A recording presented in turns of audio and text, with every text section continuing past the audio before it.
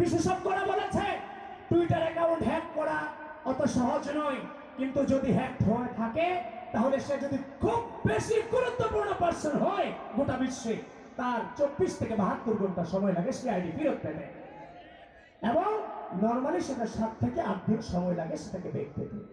আপনি যখন পোস্ট দিয়েছেন, পোস্ট যখন ভাইরাল হয়েছে, পোস্ট ডিলিট দিয়ে এরপর আপনি পোস্ট দিয়েছেন যে আপনার আইডি হ্যাক হয়েছে, অত সহজে আপনার আইডি হ্যাক করা আবার আপনাকে দিয়ে দিয়েছে, ঠেকা পড়েছে। সব মশার বিরুদ্ধে সুরক্ষা দিতে এলো বসুন্ধরা এক্সট্রিম অ্যারোসল, মশার বিরুদ্ধে এক্সট্রিম সুরক্ষা। আজকে এটা প্রথম নয়, আপনারা দেখে থাকবেন কদিন আগে ডাকসুকে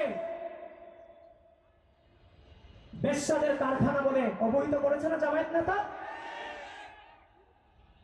5 আগস্ট পরবর্তী সময় চট্টগ্রামে নারীকে লাথি দেওয়া হয়েছিল, সে আসামিকে যখন গ্রেফতার করা হয়েছে তার জামিনের পরে তার ফুলের মালা দিয়ে বরণ করে নিয়েছিল জামায়াত শিবির, মনে আছে?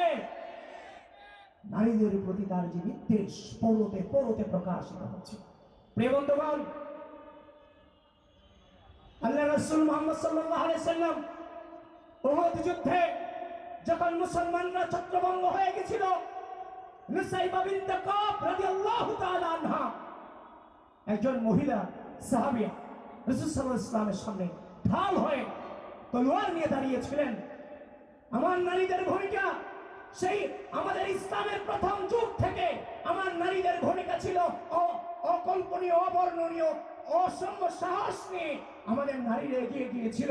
সেই মুহাম্মদ সাল্লাল্লাহু আলাইহি ওয়াসাল্লামের যুগ থেকে, প্রাক ইসলামের প্রথম যুগ থেকে আপনি ইসলামের দোহাই দিয়ে ইসলামের কথা বলে আমার নারীদেরকে আপনি ঘরে বন্দি করতে চান?